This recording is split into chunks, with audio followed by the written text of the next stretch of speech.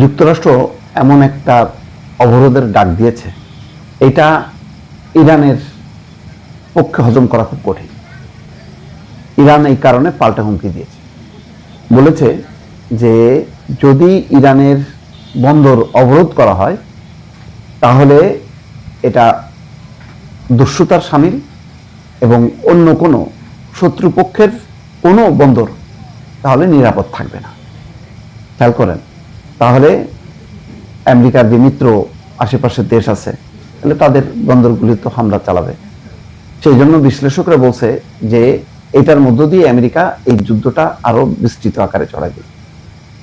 ইরানের বন্দর অবরোধের যে প্রস্তাব যুক্তরাষ্ট্র দিয়েছে তার বিরুদ্ধে পাল্টা ব্যবস্থা নেওয়ার হুঁশিয়ারি দিয়েছে ইরানের সশস্ত্র বাহিনী। ওয়াশিংটনের এই হুমকিকে অবৈধ আখ্যা দিয়ে একে দস্যুতার শামিল বলে অভিহিত করেছে তারা। ইরানের রাষ্ট্রীয় সংবাদ সংস্থা IRIB-তে প্রকাশিত এক বিবৃতিতে বলা হয়, যুদ্ধ শেষ হওয়ার পরও হরমুজ প্রণালীর নিয়ন্ত্রণ অব্যাহত রাখবে তেহরান। শত্রুপক্ষ সংশ্লিষ্ট কোনো জাহাজকে ইরানের আঞ্চলিক জলসীমা অতিক্রম করতে দেওয়া হবে না।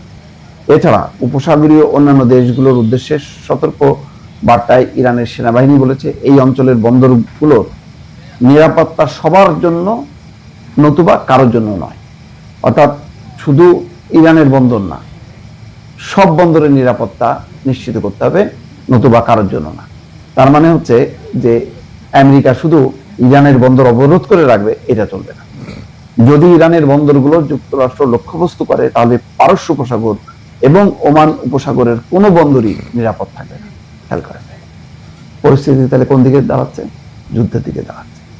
এইটা কি এই ঠিক জেনেভাতে যেমন আলোচনা চলতে থাকা অবস্থায় হঠাৎ করে ব্রেক করে হামলা চালানো হলো ইরানে, ঠিক একইভাবে ইসলামাবাদে আলোচনা হলো, আলোচনার এন্ড রেজাল্ট আসার আগেই একদিন 21 ঘন্টা অস্থির হয়ে এই হামলা। এই ধরনের মানে দাবি দাওয়া নিয়ে আলোচনাগুলো সাধারণত দীর্ঘমেয়াদী হয়, এক বৈঠকে হয় না।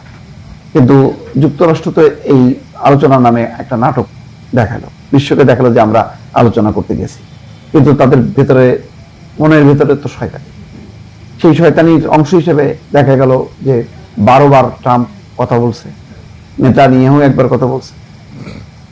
গণমাধ্যমের সূত্র বলছে যে ওই নেতানিয়াহুর এক টেলিফোনেই জেডি ভ্যান্স কাট হয়ে গেল এবং তারপর সমস্ত দায় ইরানের উপর চাপাই দিয়ে চলে আসলো এবং এসে এখন তারা মানে ইরানের বন্দর অবরোধ করতেছে, যে ইরানের বন্দরে কোনো নৌজাহাজ ঢুকতে পারবে না এবং বেরোতে পারবে না।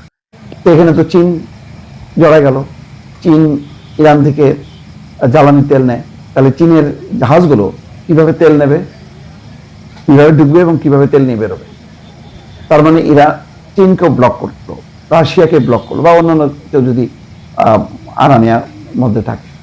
তো এটা ইরানের এখন করণীয় কি? ইরানের করণীয় এই, তাহলে অন্যান্য বন্দরও অবরোধ করে ফেলবে, হামলা চালায়, তারাও ওই বন্দরগুলোকে আর নিরাপদ রাখবে না।